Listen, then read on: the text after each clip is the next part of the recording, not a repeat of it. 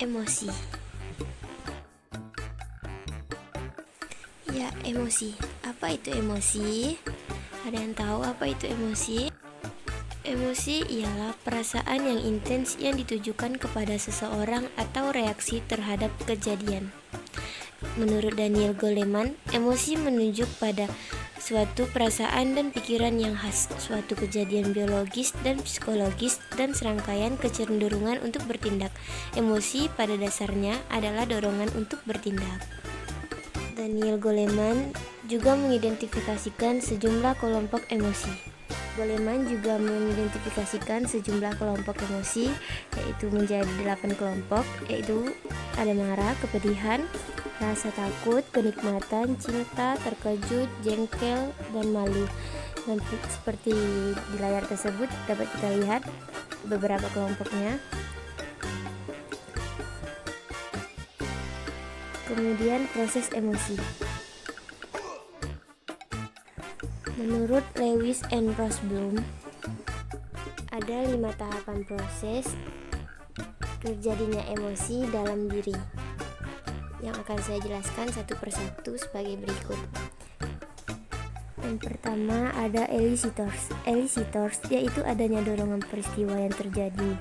Contohnya melihat binatang buas seperti harimau, di mana harimau itu adalah rangsangan pertamanya.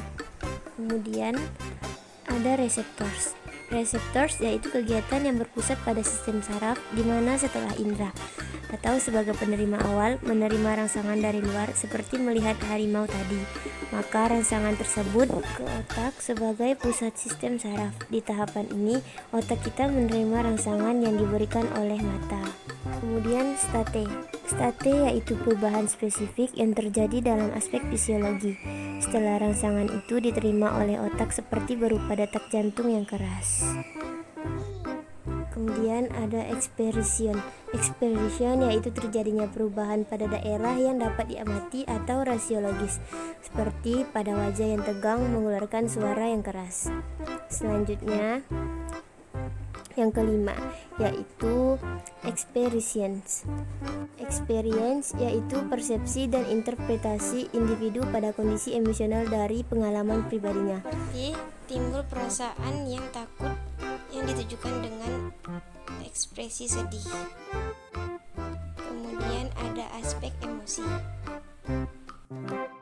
Apa saja aspek emosi itu? Yang pertama ada biologi emosi, yaitu seluruh emosi bersumber dari sistem limbik otak yang ukurannya sekitar sebesar kacang walnut dan berada di batang otak. Orang-orang cenderung merasa bahagia pada saat sistem limbik mereka secara relatif tidak aktif. Selanjutnya ada intensitas, yaitu setiap orang memberikan respon yang tidak sama terhadap rangsangan pemicu emosi yang sama.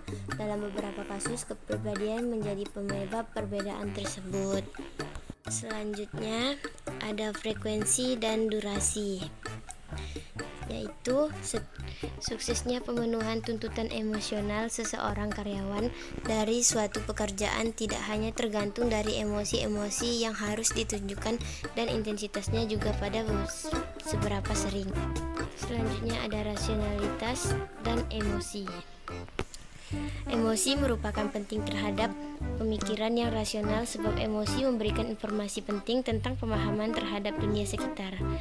Selanjutnya fungsi emosi. Fungsi emosi yang pertama ada survival. Apa itu survival? Survival yaitu sebagai sarana untuk mempertahankan hidup. Emosi memberikan kekuatan pada manusia untuk membeda dan mempertahankan diri terhadap adanya gangguan atau rintangan. Adanya perasaan cinta, sayang, cemburu, marah, atau benci membuat manusia dapat menikmati hidup dalam kebersamaan dengan manusia lain.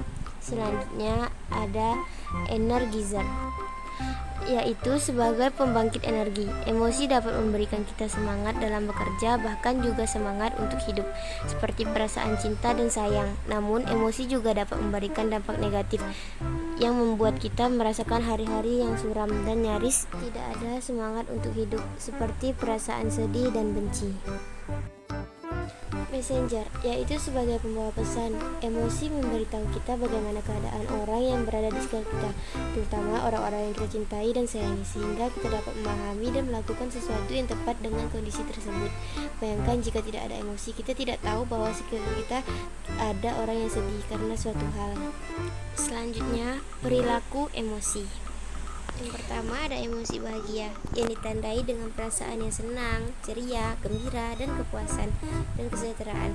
Emosi bahagia bisa ditunjukkan dengan cara sebagai berikut, seperti ekspresi wajah yang tersenyum, bahasa tubuh dengan sikap yang santai, nada suara yang ceria dan menyenangkan. Kemudian emosi sedih, yang bercirikan perasaan tidak bersemangat, tak tertarik dalam mengerjakan hal apapun, mood yang murung, kekecewaan, hingga perasaan berduka. Emosi sedih dapat diekspresikan dalam beberapa cara, misalnya dengan suasana hati yang murung, dan diri yang cenderung diam, menangis, mata berkaca-kaca, dan lain-lain. Selanjutnya, emosi takut. Emosi takut, orang yang merasa takut akan mengalami respons yang disebut respons fight or flight, melawan atau lari.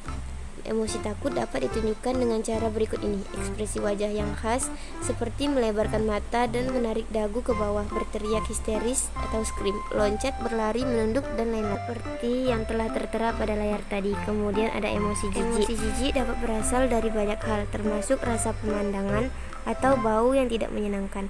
Seseorang juga dapat mengalami kejijikan moral. Jijik dapat ditunjukkan dalam beberapa cara, termasuk berpaling dari objek jijik, reaksi fisik seperti mual atau muntah, ekspresi wajah seperti kerutan hidung dan bibir ke atas. Emosi marah. Marah bisa ditunjukkan dengan cara berikut ini. Ekspresi wajah termasuk dengan mengerutkan kening atau melotot, bahasa tubuh seperti mengambil sikap yang kuat atau berpaling dari seseorang, nada suara seperti membicarakan kasar atau berteriak, dan yang dapat kita lihat lagi dari pada slide ini. Selanjutnya, emosi terkejut. Emosi terkejut sering ditandai dengan karakteristik berikut ini. Ekspresi wajah seperti mengangkat alis, dan yang lain-lain dapat kita lihat pada gambar ini. Hanya itulah yang dapat saya sampaikan tentang materi emosi. Sekian dari saya. Assalamualaikum warahmatullahi wabarakatuh.